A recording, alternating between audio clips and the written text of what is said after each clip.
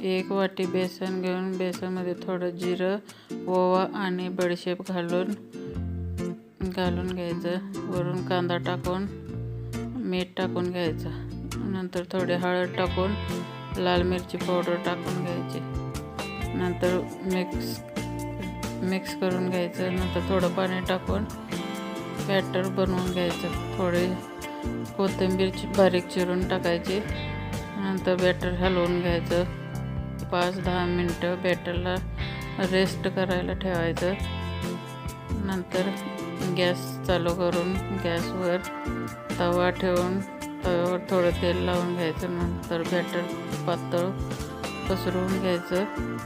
वरनं थोडंसं तेल टाकून बेसनची पोळी पलटून घ्यायची. पोळीला दोन्ही बाजूनी गोल्डन ब्राऊन शेकून घ्यायचं. खायला तयार आहे बेसनची पोळी.